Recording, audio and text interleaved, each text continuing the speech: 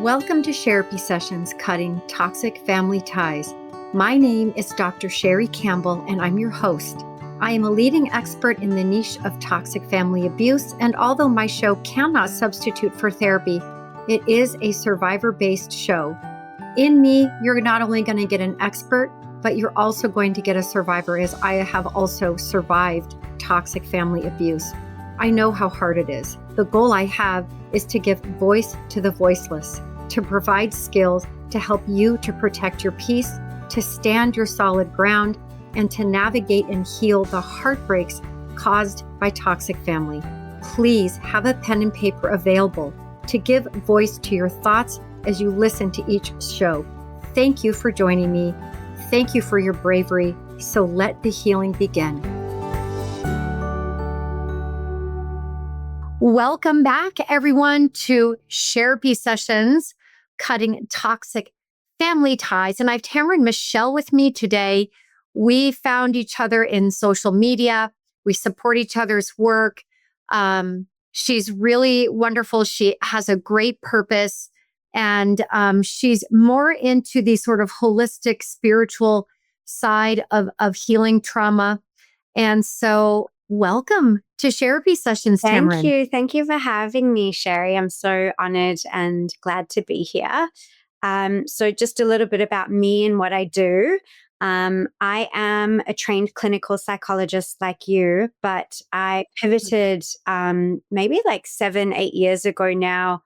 I just felt my soul calling to offer some just more spiritual, holistic work and offerings to my clients and people worldwide. So I primarily work with women, but I have started working with men as well, and however you identify with your gender.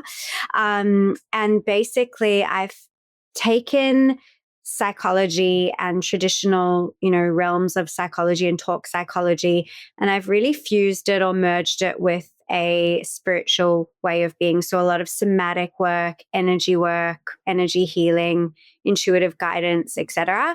And I really have felt that it's felt so natural to me. It's been really an organic flow, the way everything's grown and evolved, and I love what I do. Well, good. You are very good at it. So, like a layperson who doesn't know what somatic means, or when you talk about more of the instinctual stuff, just sort of explain that to the layperson, because that's all our words and we know what they are.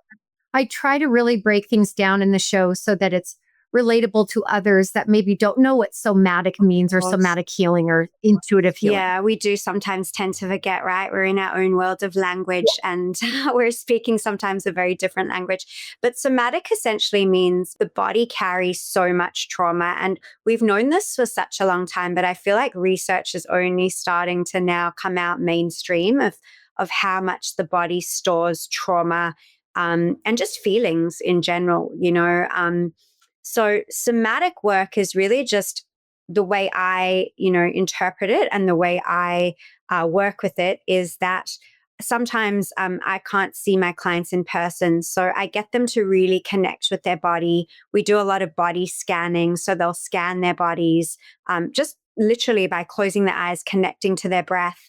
And then I like them to identify or focus on where they're holding tension in their body.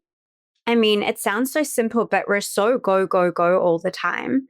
We're a lot of the time in our heads. We're on autopilot that we don't often stop to take a breath, pause, and say, oh, where am I holding tension in my body? The other day I had a session with a client and I felt it before she said it, but I wanted her to identify that just there was a lot of unspoken. So her throat was really constricted. And she said to me when we were doing the body scan, she said, I'm feeling just really a tightness in my throat. And we explored that. And it later came up that she was suppressing, a lot of stuff. There was a big mother wound there that she wasn't really processing properly. And we spoke about that. So it's not just talking, it's really about connecting to the body, where the body is holding on to things. And really then not just identifying that the body is holding on to things or identifying the tension, but then the next step to take it a step further is to really release that tension. So that would be through breath. That would be through just me guiding them to release the tension. So that's pretty much my take on somatic work and energy healing, etc. Yeah, that's a great explanation. I always tell my listeners that usually where we're constricted in our body is a place vulnerable to illness. Like I grew up with sore throats my whole life. And when you look up throat, it's holding in hurt or angry feelings, right? So there's kind of a psychological counterpart to all of the places where we might hold tension in our bodies.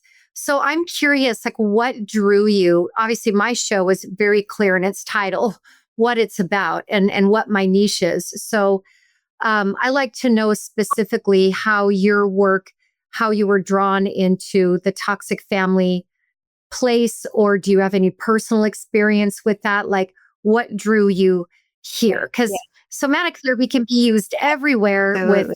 any kind of, Absolutely. right? But each Yeah. specifically, it's really about family wounding and Yes. healing that kind of trauma. So what drew you into Well, that? I love your work. I think it is so needed. And I think that everyone's doing kind of aspects of your work, but you're just like focusing on that niche. And I think it's so important.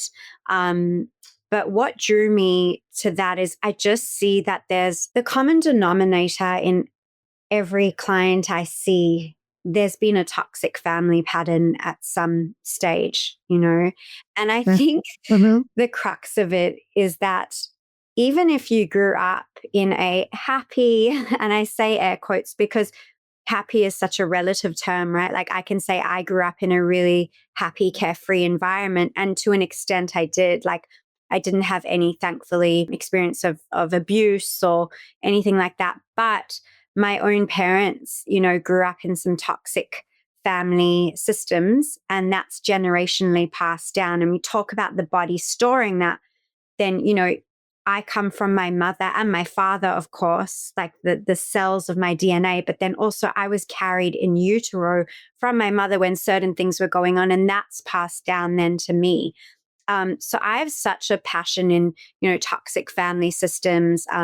I loved when I was at, you know, in my master's program, and I was studying, you know, I did quite a few semesters of family therapy and the family units and the genogram and mapping it all out. And I find it so fascinating how everything really comes back to that root of, you know, the family system and your family of origin. And I just see it in all my clients. There's an aspect of that. And it becomes this psychological cliche, right? Of like, oh, yes, you're going to tell me again, what was my upbringing like? But people don't actually realize that really is the core of a lot of our challenges in life, you know? And then just experience wise, you know, I'm not going to get into it too much today, but I do have personal experience in that low effort type family, and it's a struggle. And, you know, I see the impact it has when people aren't willing to talk about things. And I think when you look at who I am, you can kind of laugh a little bit because I'm the opposite of that. Like I talk things out. I don't brush things under the table. I'm not afraid to say, hey, this is the elephant in the room. But when you're dealing with people who cannot do that, it's not that they're not willing to, it's just they don't have the capacity to, many people. Some people aren't, you know, willing to. I'm not going to say that, you know, but some people literally, I don't believe have the capacity. They didn't learn. They didn't learn how to, they don't have the skill set to talk about things, to communicate. And it's much easier for them to just sweep things under the rug. Now, I want to make it clear, I'm not justifying that behavior. I don't think it's healthy. And I believe that if someone wants to change, they can. You know, I believe that people can go to therapy. So many of us have been in therapy and we've seen the impact that therapy has, not only on ourselves, but for future generations, and breaking those generational cycles of trauma, intergenerational trauma. But just to get back to your question, I think it's this common denominator across healing, the toxic family. it's amazing how many toxic parents have a hard time with that truth that it's coming from the family, and parents raise children. Actually, that's how it should be. Many of us children end up raising our parents, but if you're the leader of the system and it's sick at the top, then very likely it's going to have a trickle effect of coming down. I actually really believe it's not that they don't have the capacity or the know-how. I think that they may not have come into a relationship with you as a parent knowing how, but as you as a child start telling them what isn't working and why, for them to not change is now, it's not that they cannot, it's that they will not. They do not want to respect those boundaries. They do not want to look at themselves in any type of negative way. So they deflect, they blame, and they project. Further, I believe that we are not their only educators, but I think that we all know right from wrong. And we learn it everywhere. We learn it in school. We learn it in our communities. Some people learn it in their churches or whatever. So I really think everybody has the capacity. I think it's a difference between ego. Someone who's really willing to, wants to learn, wants to listen, can take the feedback. But people who have fragile egos, it's just a choice. They have the information. It is presented to them in many ways, and they sort of choose not to. So that doesn't mean my belief is correct and yours isn't. Having There's sort of a difference in opinion. Yeah, I think when I said that, I was also thinking about certain case studies with clients where it's not their own parents necessarily, it's their in-laws, and they're in a tough position. They can't necessarily say, hey, this is what you're doing, this is what I see. So it's almost like they're stuck. Yeah, the in-law situation is really hard. And I really appreciate you bringing up my low effort family, because I actually made the term up one day in my office. And I wanted to reach people that when they hear the word neglect, it's so traumatic that they're like, well, I mean, I wasn't neglected. So I tried to find something that could help land, right? Low effort is neglect, but not everybody feels neglected in the severity of the various definitions that neglect would bring along with it, like no money, no resources. That's not always what it is.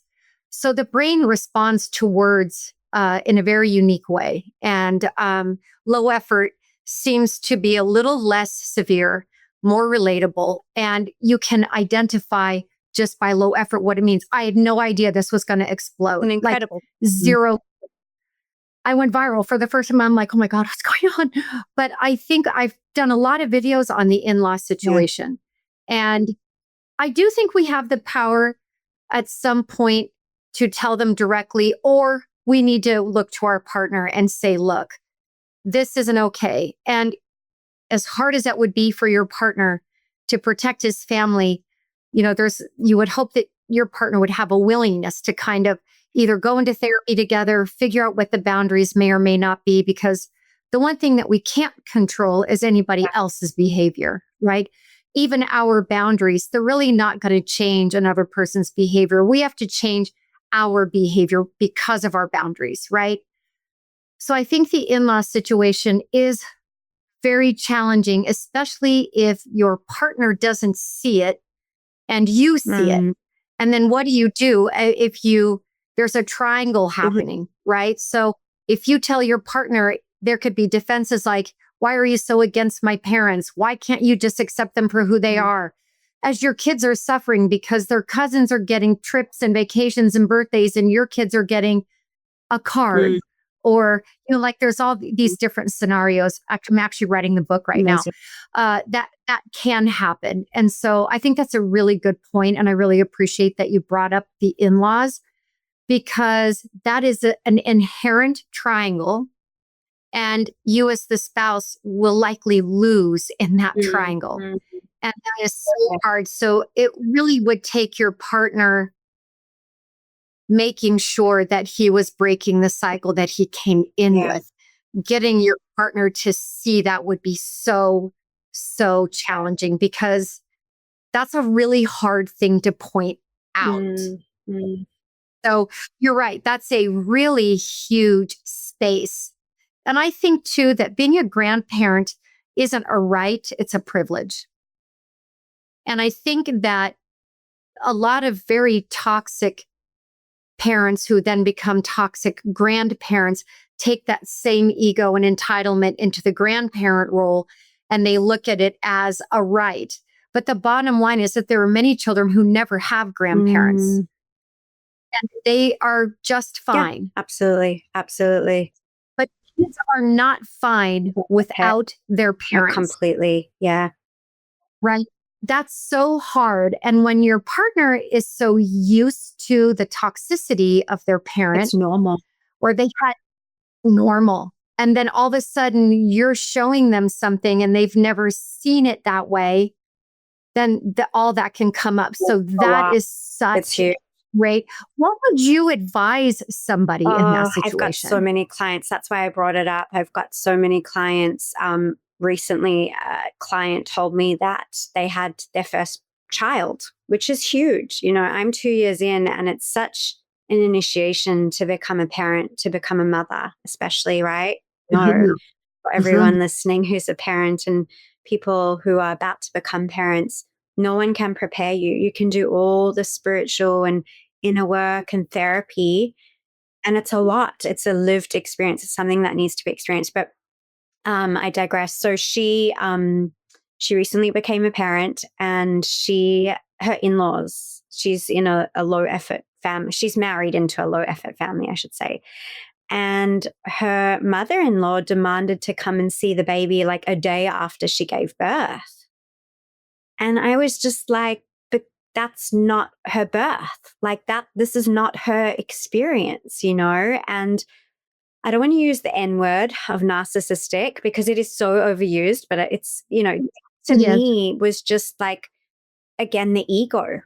So entitled. So entitled. Yeah. It's just like, well, this is my grandchild, you know, and I will come and see the grandchild whenever I like. And it's like, no. This is your daughter-in-law, you know, having an experience of her own. Give her space to process the birth and becoming a mother for the first time. So I had a client who was going through that. And, you know, it's really obviously, it's case dependent, it's case specific. But in that scenario, I said, you take as much time as you need. Don't let her steal these precious moments away from you. Sure, it's her grandchild, but this is your child. And you take as much time in that newborn bubble as you need, and spending time with your husband and bonding, the three of you, you know, like that is just so important to do. And also, if you've got space, because obviously when you are newly postpartum, the space is just so lacking, you know, compared to later on in life. I said, if you have the space, you know, explore what's coming up for you about disappointing your mother-in-law, because I feel that there's something there around the fear of disappointing her, you know, or being afraid of putting down that boundary when it's really your boundary to put down. Like you own that boundary, you know? Yeah, and then it affects your husband. I can completely relate to the experience you shared. So my ex-husband, his mom had passed, so he had a stepmother. And what I really wanted was to have the first 3 days to just me, my husband, and my daughter. And my ex-husband swore that he told everybody, whatever. I had a difficult birth, not horrific. I mean, I avoided a C-section by just a thin line, but I was up all night, 12 hours in labor. And I got her out, but I had developed allergies to my animals while pregnant. And I had a dry cough that was relentless. So they rushed me down to X-ray after I had my daughter to see if I had what was called dry pneumonia, because I didn't know I was allergic to my animals at this point. So then I wasn't getting any sleep because I had a new baby. I wasn't getting a sleep because this cough, the tickle was so intense that I just couldn't sleep. So I just stayed in the hospital 4 extra days because this was so traumatic, and I just was keeping everybody up. And so I gave birth at 9:17 in the morning to my beautiful daughter. By 5 o'clock, marches in his stepmother, loud, camera flashing in my kid's face, wanting to hold her. I was looking around like, what is going on a on? TV show that like bring out the cameras, like so blown away. And I didn't let anyone hold her because I wanted her smells I did the to same be thing. and my skin, right? I loved that whole philosophy, and I felt so totally taken advantage of. My own mom, who's no hero, but she didn't come out till 5 days after because I just wanted some space and I needed to get this cough under control. So we got the cough under control and we went home, but I was so disappointed. And my ex-husband just lied. He just lied straight to my face about it. The bottom line is there's no way they would have known our room, where we were, had she not been. And I think he just couldn't set boundaries with her, or he didn't agree with me, or whatever her entitlement was. And also the look on her face was like, I got you, right? I'm not going to respect your boundaries. And it's the most vulnerable time for a mother. Like, you are so vulnerable at that point that all boundaries just need to be respected. You know, question the new mother's boundaries behind their back. But, you know, I have no problem with that, whatever. I don't need to be involved. What I don't know doesn't hurt me. But just respect the boundaries of the new mother. And your husband has to be the leader of those. It's not your mom. In some ways, it's like not your shit. Not your stuff. But when his shit's getting dumped into you because he can't set a boundary, all kinds of troubles happen. And I really believe that they're low effort at any other time of the year, except when they can show up for a big whopping event. Then to them, it's like, check, I grandparented for like the rest of my life. In the meantime, they've been entitled. They have completely disrupted the boundaries. It's all for show. I think it comes across as just being all for show. It's like, oh, so I can put the photo on Instagram that I'm holding my grandchild. Whereas, if you ask them to come over to, you're in dire straits and you need them, it's like, oh no, sorry, I've got to play bridge, or I've got to go. I'm like, hey, can you babysit? No, I can't. I've got to go to the garden. Yeah, it's wild. They really love the performative moments, those billboard moments. Right. And they are great performers when that's what they'll put some effort in at funerals. They'll put effort in at births, but even like major milestones like birthdays. Oh, we can't make it. Wish her a happy birthday for me. Oh, I meant to get the gift there. It's on its way. The gift never comes, right? So they are really living in sort of like fake land and just performing. And then it's wild to watch them post on social media about the birthday that they didn't even care to show up to or whatever. Well, I think that's the element of gaslighting, right? Like, it's like, then you feel crazy because you're like, well, the world, or not the world, but their friends or whoever, like, thinks that they're the most involved, loving, grandparent, but you're experiencing such a different reality. And then that makes you question your own reality sometimes. Well, especially if your partner goes, they love the kids. I mean, look, they're posting. Why are you so hard on them? Right. So I think it causes a lot of marital issues because like if you leave a house, you want to know that your windows, your doors, and your garage, like they're kind of locked down and shut. You don't want to come home and your husband's home and then all the windows and doors are open. And there's been no communication with you. Suddenly you don't feel safe. You're not feeling stood for. You don't want to get your husband in the middle, but you want to have a voice. And in in-law situations, even when they're not low effort, they're just simply overbearing or toxic or enmeshing, whatever the case may be.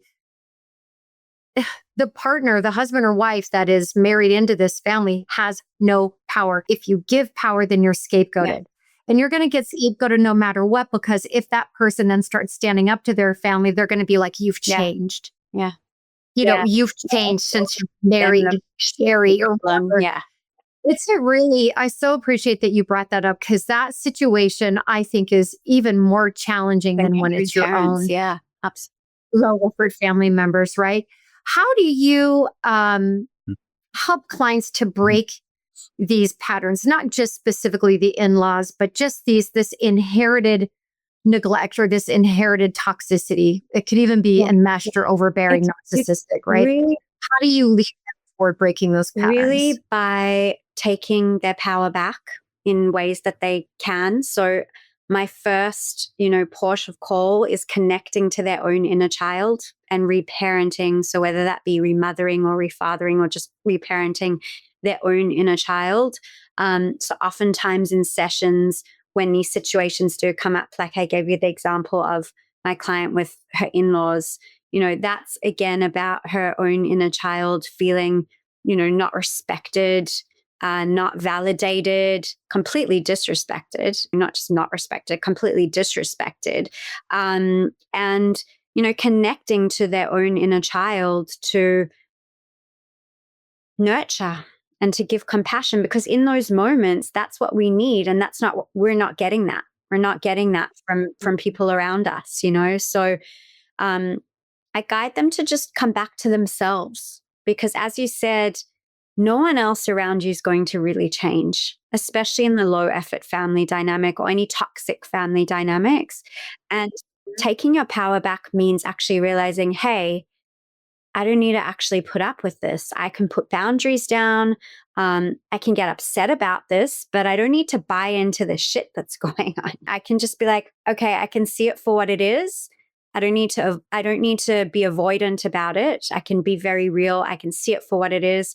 Doesn't mean I have to accept it. I'm not really into the whole acceptance thing, because I think sometimes that can lead into bypassing, like either spiritually bypassing or just, psychologically or emotionally bypassing reality, which means, you have to look at what's actually going on, but you don't have to buy into the circus. I love the quote, not my monkeys, not my circus. It's like, I'm not a monkey. I'm not going to get involved in your games. So just really helping the client to come back to their sense of sovereignty and power and autonomy.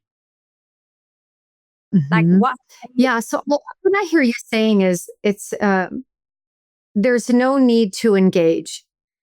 Like, I look at acceptance as not bypassing so much, but more radical acceptance. Like, these people are abusers. I have no power to change them. I need to accept and know they are abusers. And now I need to change my behavior around them. If I keep wishing and hoping that they're going to change, justifying or rationalizing or pleasing my husband or wife or whatever it is, I think when we put radical acceptance on something, we're like, this is what it is.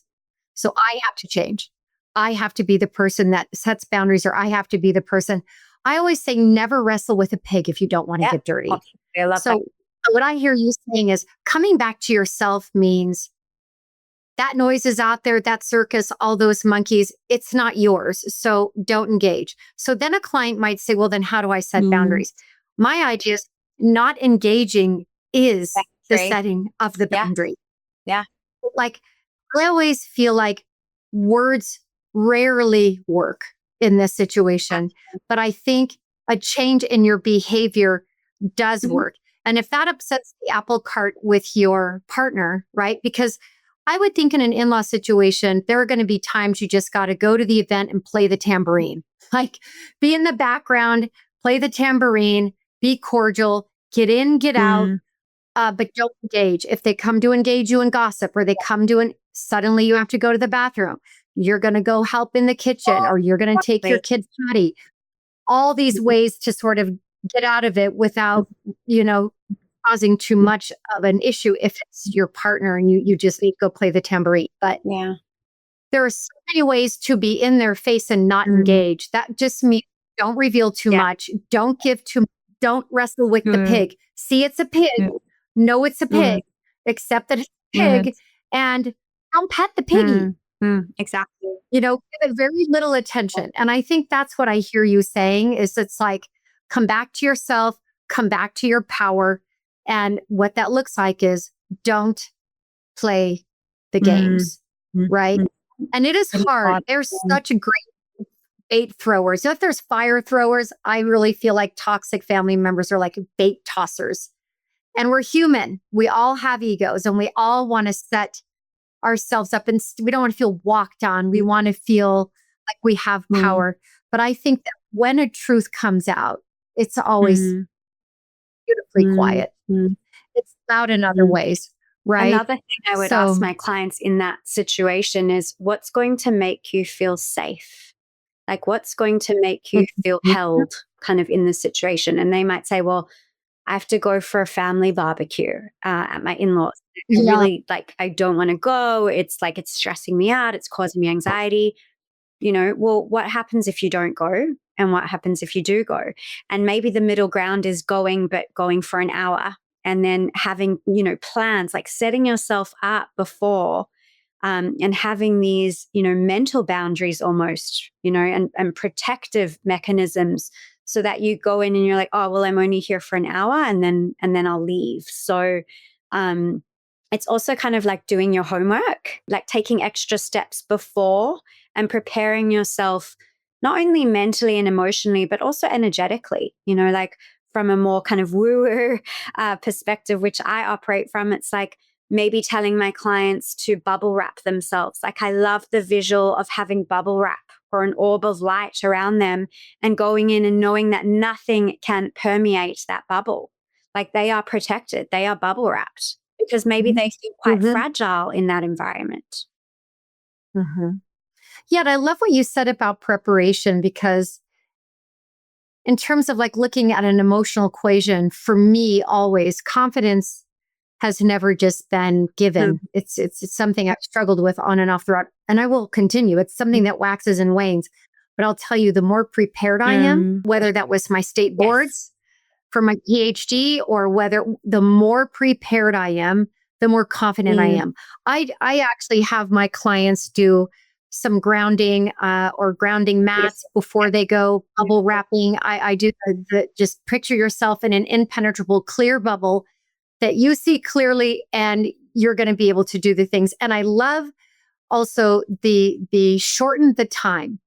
Because if you do that, I wrote about that in one of my books, it kind of pleases everyone. It's sort of peacekeeping in some sense because you are married to this person. There's a certain amount of sacrifice that you have to do when you're married and you love this person. This is a father of your child, right? But if you make deals and bargains, and in like, I love neurolinguistic programming, if you chunk something down for the brain, it makes it a lot more doable. Like if you think you have to be there for 8 hours, you're going to be like, I'm going to die. Like, I'm literally going to die. I'm going to need to go to a psych ward after this. But if you know, like, okay, we're going to go in and go out, we won't be there any more than 2 hours or an hour. And now I'm prepared. I can go there and fake it till I make it. I don't need to overfunction while I'm there or perform, but I can go, I can be cordial and I can be gray rocking like crazy. And then I can bounce out. So I think those strategies are just so helpful. So I really appreciate you bringing those up. I actually had a question for you because you just mentioned overfunctioning. What do you tell your clients? Let's say that you have a client who's very giving and nurturing, and it seems to be kind of the common denominator. Like my clients who are married into a low effort family or toxic family dynamic, they tend to be like nurturing, giver, kind of like a gentle, quite a soft energy. So how would you advise your clients to stop over functioning in that low functioning dynamic? So what I find is that low effort in toxic people brings out high effort in healthier people. It's sort of just natural because it sets the tone from the beginning. When someone is low effort, you're new in the relationship. So like you want these people to really like you and love you and be happy for your husband. The last thing we want are in-laws that hate us, right? So we start over functioning and we didn't even know that they were low effort yet, right? So that pattern is established. Most of us overfunction out of fear and we overfunction out of a nervous energy, somehow feeling like, well, couple things. If I just do this, then everyone will be happy, or we have this delusion that no one can be mad at us. We didn't let anybody down. We didn't let our partner down. Our partner can't be mad. Like, we went in and we fucking tried everything. But it's self-abandonment. 100%. Or it's self-sacrifice. And now you're sacrificing yourself for the in-law, and your partner is just letting you do it. Because if you overfunction, it's easier on your partner. It allows your partner to avoid the whole situation. Somehow you volunteered without knowing, because you're the outsider. I mean, that's another element of overfunctioning, is that you want to prove yourself a little bit, right? So once they start to feel that nervousness in their guts or their whatever, and most people feel before they even go anywhere, I talk about restraint. Don't not function at all. But let's talk about what grave rocking looks like. Let's talk about what the middle is, right? Let's talk about what not engaging looks like when it doesn't look like just flat out stonewalling or ignoring someone. Because I really believe in being classy, and I believe in being appropriate. 100%. Especially if you are married to this person's, and these are their help it that these are his family members. So we break down what the bottom line is. What are you over functioning from? It's usually fear. And then we talk about, okay, so there's other ways to make use of our fear. So one of those, let's practice. Take this as a test in a life class. This time, this visit, what are our agreements? We come up with agreements. I'm only going to go. We're going to show up a little late. We're going to stay for an hour and a half. We're going to leave a little early. Okay, so what happens when they approach you for a private conversation? And they're like, oh, gray rock. Just say, answer the question superficially, then just deflect it back onto them. Yeah. Or use your body. If you see them coming at you face forward, turn your body and give them a hip and a shoulder. As they get closer to you, keep turning, and then they're going to have your back. You just walk. You didn't even notice they were coming across the. As far as when you first get there, I think that you're a guest. Let's pretend. I think you go up, you say, hi, thanks for having us. It's good to see you. Move on. Don't sit and talk. And you can do those things. And these people are so self-absorbed that very largely they don't really notice, and they don't care to spend any time with you anyway. They're so low effort that having some conversation with you that's too deep is too much anyway, right? So the more people that are at an event, the better for you. The more it's you and your husband and his parents, the more challenging that gets. In that situation, I would always say, well, what do you think, honey? And I would just defer, and I would do the least amount of talking. Yeah. Okay, so that's a way to know that I have this. I feel compelled to overfunction because I'm nervous, and I don't want to let anyone down, and I don't want my husband to be in the middle of all the things. That's fine, but let's utilize it and just give it a new face. Let's give it a face. Yeah. So don't do nothing. That's what people tend to do. They tend to go, so I don't talk to them at all. I'm like, no. You talk to them less, and you don't talk deep, right? Surface. Always stuff. You don't want what you're doing to be noticeable to these people, right? Now, a narcissistic family will pick up on that over time, but a low effort family, they're low effort. They don't want to put anything into you in the first place, right? So both? It's learning. Because I've seen in clients, the way they've described to me, they're either from or have married into a family that's both narcissistic and low effort. That's like the best of both worlds, Now, I did a video on that, actually. What if you come from a high conflict, enmeshed narcissistic family, and you end up with a low effort, toxic, neglectful family? So you have both. Now, I had 2 narcissistic parents. So I had it every which way that you could go. But I also feel like my mom was both narcissistic and enmeshed and low effort. Yeah. Okay. So that can all happen. And I've done several videos on those, pulling them apart for the listeners. But what the bottom line is not what their diagnosis is, but what is your response going to be? Yes.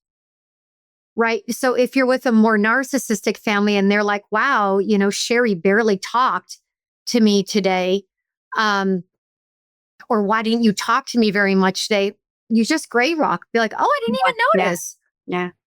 Right. I think you have to gaslight your gaslighter sometimes. Yes. You can play as clueless as they do. Now, you're not gaslighting to harm. You're just gaslighting to self-protect. So you're not going to be lying to these people necessarily, but you're just going to be self-protecting. Like, I didn't even notice.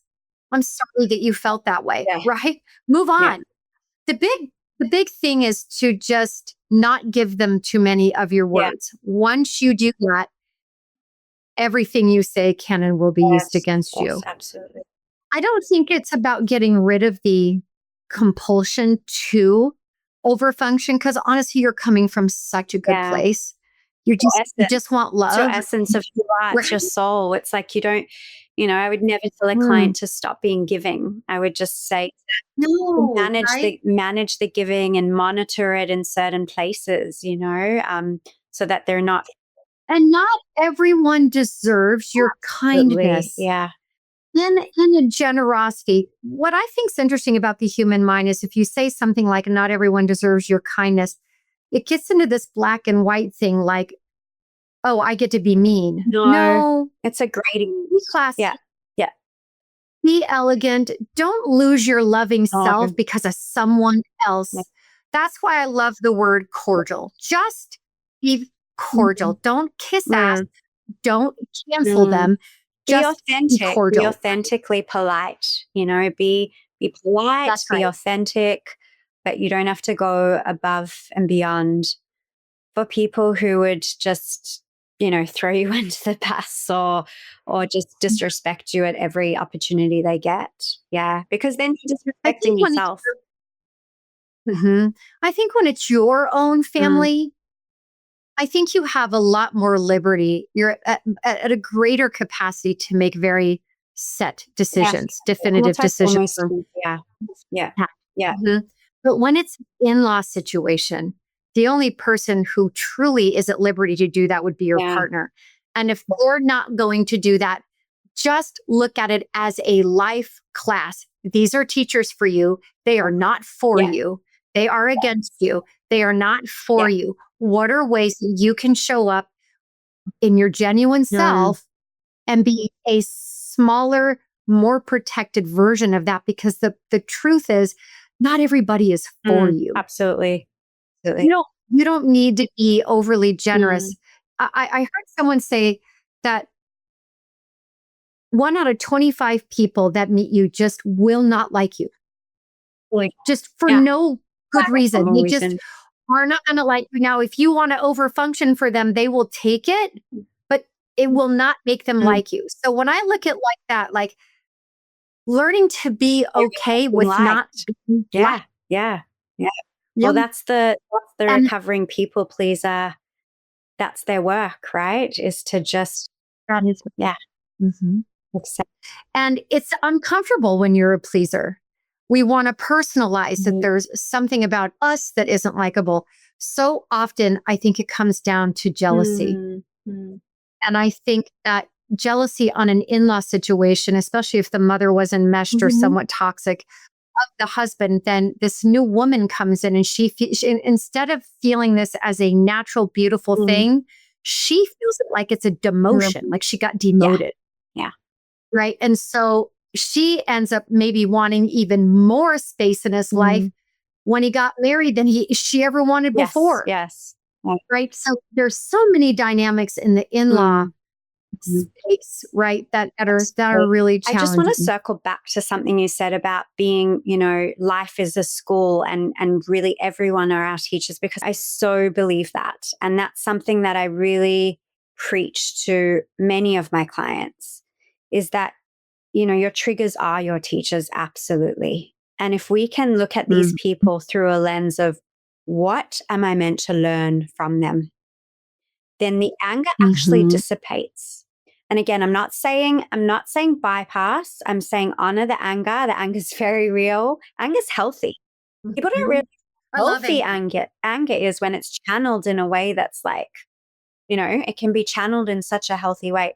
So when you look at it through a lens of what is this person teaching me, whether it be boundaries, whether it be accepting that I'm not going to be liked by everyone and all the time, whether it be respecting myself and walking away from places that I'm not respected and, walking away from places that I feel abandoned in.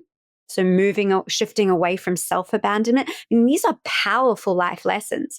And if you can look at these people and say, wow, you by default taught me that, there's actually like an element of gratitude to them. That I look at, instead of what are they teaching you, I always tell my clients, what can you learn from them? Yes. What can you learn about yourself Yes. from these people? Yes. It is your lesson. You grab it and think, what can I grab from this? One, you'll definitely know who you don't want to be, right? And how you don't want to be, and how you don't want your children to be treated, right? And I think when we look at it as classes, again, it kind of breaks it down for the brain and it gives a metaphor for the pain. Anger is the emotion that loves you the most. My anger is the only emotion that's ever saved my life because it's the only emotion that would drive setting a boundary. And I think people confuse anger and rage. Yes. I think anger that is repressed will turn to rage, and rage is not healthy, right? But I do really love the life class, looking at it that way. Like my mom and I are in a life class, and she is my teacher and I am hers. I cannot make her get to class. I cannot make her do her homework. I can't make her not ditch school, but I sure as hell can make sure I show up, that I'm prepared, that I do my homework. I grab the lessons. We're taking the same class. If she fails and I pass, it's not on me. And that's the power. So that's where the power lies, is recognizing that and recognizing, well, what can I do? Exactly. It's like, I don't feel they taught me anything. I feel like I learned something by choice. I chose to learn from this personality that all of these things about myself. I chose to take this as where you're not thankful for the person, like you said, but you're thankful for the lesson, right? The lesson that you chose, not a lesson they gave you, a lesson you chose to see, and you chose to go, I'm going to get an A in this freaking class. Right. And I think if they fail, like, it's actually got nothing to do with me because I'm showing up and I'm doing the work. It's like literally when you put it in that metaphor, when you place it in that metaphor, how can you blame yourself or anyone else for not showing up? It's on them. It's got nothing to do with it. And then it also, it puts things in that paradigm of, it's got nothing to do with me. Their behavior, they're not showing up, is not reflective of me at all. No, especially when you've gone through the overfunctioning of begging them to show up. Please just come to class. Please just do your homework. Like, please, I want you to pass. I want us to have a relationship. And that's what I think is, we got to run out of that. I think it's such an important phase to go through, because I can look at my life right now, 10 years of no contact, and I was forced into this decision. And I was creating stones to overturn. I'm like, look, I made a new stone. And that all ran itself out. And so I really believe that begging them to come to class, begging them to show, please do your homework, please be a good mom, please love me, please, these things, they run out of the bandwidth to keep you. You realize at some point, like, I'm not passing my class. Like, this is not helping me. I'm trying to do her homework, so now I'm not doing mine. Just do your homework. It's not selfish. Go to class. Do what's required. And a lot of times it's so opposite of what we want to do. Like, I think in the low effort family, one of the most powerful things you can do is mimic them back to them. Really mirror their behavior.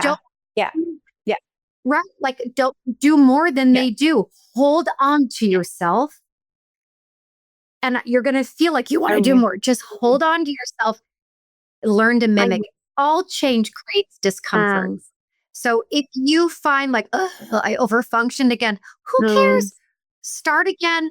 Look at the lesson. Like, why did I get a C on this Mhm. test? Mhm. Right? Okay. Well, I did And this and I did that. I made that mistake, just like you would on a math mhm. test. Like you show your work, Mhm. right? And you're like, "Ah, I totally miscalculated that in the middle. And Mm. now it's the same thing, but you're doing sort of emotional Yes. work that way. Yes. And let it feel like a relief. Mm. Let it relieve you. Mimic Mm. them. If they hardly do anything, you hardly Mm. do It anything. liberates you, actually. It liberates you because then you don't have to work so hard because, again, you're mirroring, and there's You're just mirroring, and it's not no, mean. It's not no, two rights make two rights don't make. no. It's none of the gamey stuff. Now, a lot of times when we do mimic them, it makes them mad, which is ironic. Um, let them be Yeah. mad. Yeah. What they're mad at what, honestly, because you're not going to do, like when I look at marriages, friendships, any type of Mm. relationship, you need to do 100% of your 50% of the Yes. relationship. You need people that are going to do their Mhm. 100% of your 50% of their Mhm. 50% of the relationship. There's a phenomenal book called The Mastery of Mm. Love by Don Miguel, and Yes. I would Good read now. that book to anybody because he talks about that Yeah. equation, right? And I was always the person I was like, well, I'll make your class easier Mm. Mm. Mhm. if you just love Yeah. me. And I had to work my way all the way out of that. It took 42 Well, years. So I think that I am so certain about where I am right now because it took me 42 years that my liberation has been very yes. pure, right? But that's not the same as when you have an in-law Mhm. that's really Mm. challenging, right? So I just am so glad that you brought that Yeah. client up because I just think so many people are going to be able to Relate relate to to it. this, and so It's many people common. are going to do that. It's common. I want to ask you one Yeah, more question before we please. close down because I think I love your Instagram, by the way. Everyone should follow Tamarin, and all her stuff will be um, in the show notes. Her Instagram is so beautifully Mhm. colorful, and there's always empowerment in any message that she gives. And I think that we can have really soft personalities, but a very empowering way through life. So, what would you advise people that are interested in energy work and somatic work and they don't know where to start or they feel afraid of it? Maybe they're afraid that Mm. they're going to touch on something that's going to be too painful or powerful. Where should they start in terms of the somatic trauma healing world? I think to just be open and curious. I always tell if a client is emailing, a new client, prospective client is emailing me and they're like, oh, I don't know if I'm quite ready. I always say, well, Yeah. then honor that, and let's circle back when you do feel ready, because I trust in someone's innate feeling of, if there's too much fear there, it blocks it. It doesn't quite work. We need an opening channel. So, I would just say remain curious, do reading on the topic of energy healing and somatic work and figure out why you're called. I mean, you're called to it. There's a curiosity. So clearly there's something there.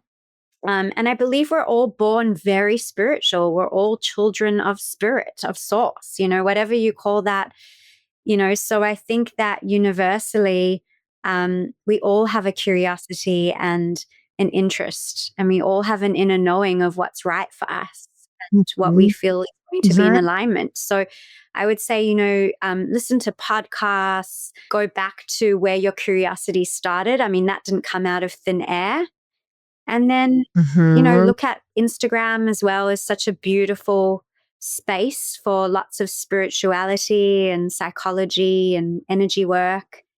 And then see where you land. I know that that's quite esoteric, but I don't think there's like a one way of doing it. I think just keeping yourself open to the opportunities of that healing modality really helps, and staying curious too.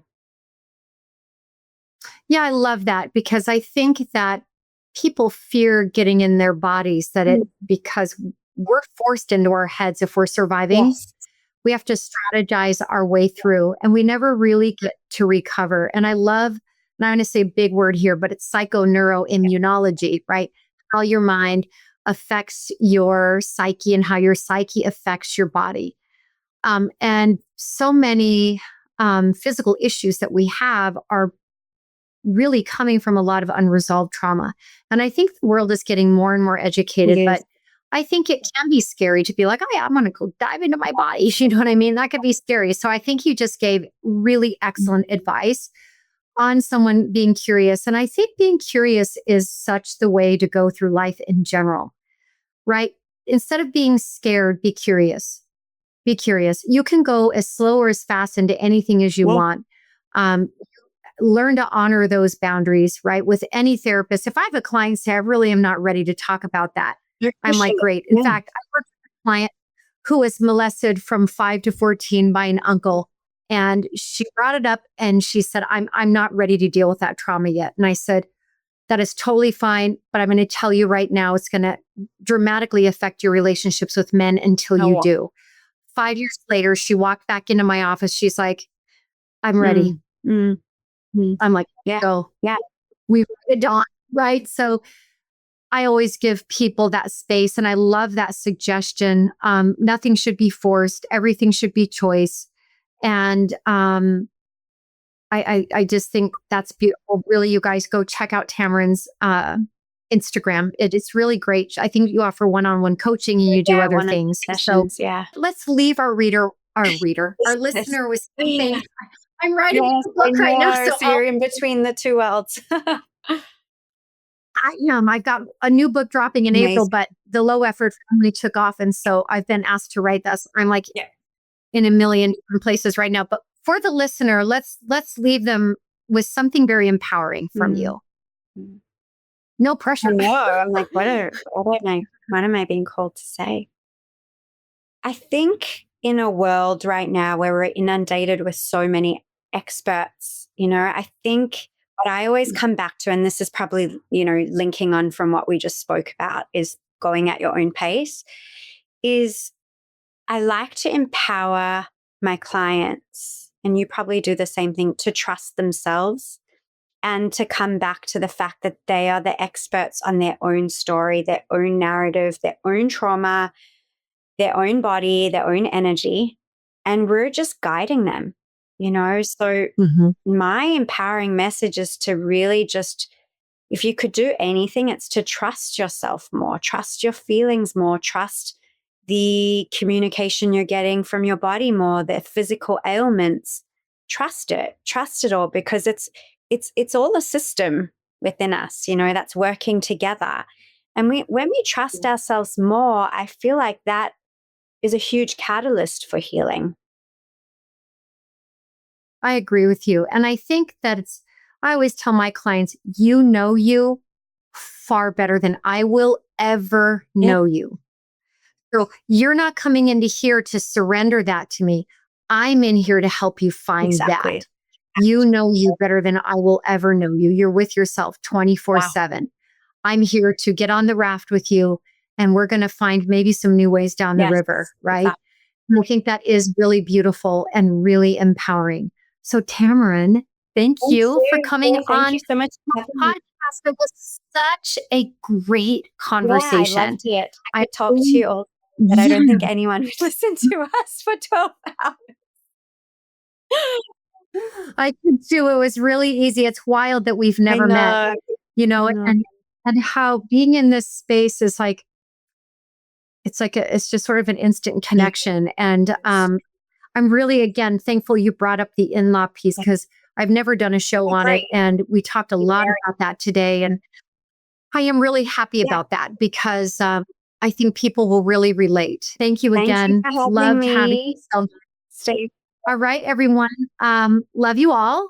We're so happy to entertain you today and hopefully give you a bunch of knowledge to leave this with and pass your life classes, come back to your body. Like Tamarin said, is just come back to yourself, trust yourself, be curious, and life changes one tiny step at a time.